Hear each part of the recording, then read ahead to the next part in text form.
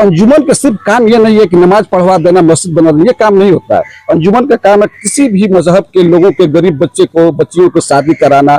शिक्षा नहीं है तो उसको शिक्षा से मतलब कि शिक्षा में लेके आना। अगर इलाज का है तो उसको इलाज करवाना। ये अंजुमन का काम है, गरीबों का मदद के काम है।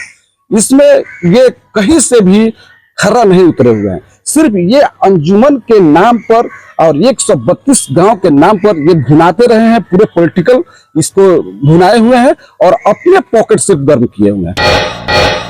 सबसे सटीक विश्वसनीय तरीके से जिम्मेदारी निभाना, निडर हो, आपके लिए सिस्टम से भिड़ जाना, आपके हर मुद्दे को मजबूती से उठाना, खबर को सिर्फ बताना नहीं उसकी तह तक जाना, समाज के हित में समाज को आईना दिखाना, आपके और सरकार के बीच सेतु बन जाना। सफरे आलम साहब हैं, कौन सा गांव हुआ आपका? भतौड़ा। भतौड़ा के निवासी हैं और ये भी समाज हित कार्यों के प्रति बढ़ चढ़कर हिस्सा लेते हैं। ये जो वन मैन आर्मी वाला जो किस्सा है, जो 25-26 सालों से चला आ रहा है, कौम के साथ, कौम के लोगों को बरगलाना, 25-26 साल से सेक्रेटरी पद पे बने रहना, इस पे क्या कुछ कहना चाहिए? देखिए, सबसे पहले तो मैं आपका शुक्रगुजार हूँ कि आप हमारे कादिर भाई से, जो अंजुमन इस्लामिया की रजिस्टर्ड कमेटी के सेक्रेटरी है, उनसे इंटरव्यू लिए, उसके बाद मेरे से आप सवाल जो पूछ रहे हैं, मैं एक मेंबर के हैसियत से ये कह सकता हूँ कि हिंदुस्तान जो है सबों का है और आप इसे भारत माता कहते हैं और हम इसको भी भारत माता कहते हैं। ठीक है, इस भारत माता की सरजमी पे सबसे पहले हिंदू और मुस्लिम एकता है और इस एकता को गुरे अख्तर तोड़ना चाहते हैं। वह दबंगई के बल पर चाहते हैं कि दीगर बात इसमें आए और उस मसले को लेकर इसको हम भंग कर दें। दूसरी चीज यह है कि देखिए, वन मैन आर्मी की आपने बात कहा है कि ये 26 साल से इस पर बने हुए हैं। कई बार कई मसले मसाइल आए, कई लफड़े हुए, लेकिन ये दबंगई के बल पर हटना नहीं चाहते हैं। कुछ भाड़े के टट्टू लाकर ये कई बार मार पीट भी करना चाहे अंजुमन के नाम पर। अंजुमन क्या है? अंजुमन एक कम्युनिटी है, कम्युनिटी के हिसाब से ये चल रही है, जिसमें हिंदुस्तानी मुसलमान अपने बच्चों की मुस्तकबिल की तस्वीरें देखता है। और अंजुमन का सिर्फ काम यह नहीं है कि नमाज पढ़वा देना, मस्जिद बना देना, ये काम नहीं होता है। अंजुमन का काम है किसी भी मजहब के लोगों के, गरीब बच्चे को, बच्चियों को शादी कराना। शिक्षा नहीं है तो उसको शिक्षा से मतलब कि शिक्षा में लेके आना। अगर इलाज का है तो उसको इलाज करवाना। ये अंजुमन का काम है, गरीबों का मदद के काम है। इसमें ये कहीं से भी खरा नहीं उतरे हुए हैं। सिर्फ ये अंजुमन के नाम पर और 132 गांव के नाम पर ये भुनाते रहे हैं। पूरे पॉलिटिकल इसको भुनाए हुए हैं और अपने पॉकेट से गर्म किए हुए हैं। आप एक अदना मैं मिसाल देता हूं। एक साल में 12 महीने होते हैं। 12 महीने में एक महीने में 4 जुमा होता है, तो इससे आप 48 कैलकुलेट कर लीजिए और 26 साल जब कैलकुलेट कीजिएगा तो लगभग 1600 जुमा आ रहा है और उसमें ईद और बकरीद मिलाकर 50 हो रहा है।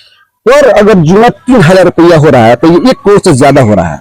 1 करोड़ से ज्यादा हो रहा है। एकदम अदना एक मिसाल है। ये पैसे कहाँ गए, इसका कोई हिसाब किताब नहीं है, कोई हिसाब किताब नहीं है।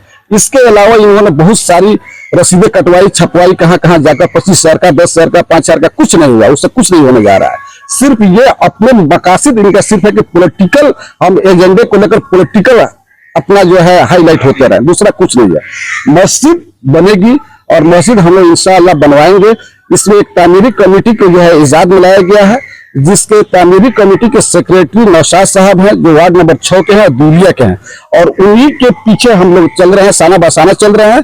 और वक्त पड़ने पर हम लोग हर गांव में जाएंगे, लोगों को इस चीज को बताएंगे कि ये आदमी दबंगई के बल पर अभी तक बनना चाह रहा है और आइंदा भी ये बनना चाह रहा है। लेकिन मैं आपके चैनल के माध्यम से ये कहना चाहता हूँ पूरे आवाम से, नरकटिया मंडल नहीं, जब तक जहां तक आपका चैनल जाए, पूरे आवाम से मैं ये दरखास्त करूंगा कि मस्जिद में वो चंदा दें। अगर किसी तरह का कोई भी अप्रिय घटना घटती है तो उसकी पूरी जिम्मेदारी गुलरेज साहब की होगी।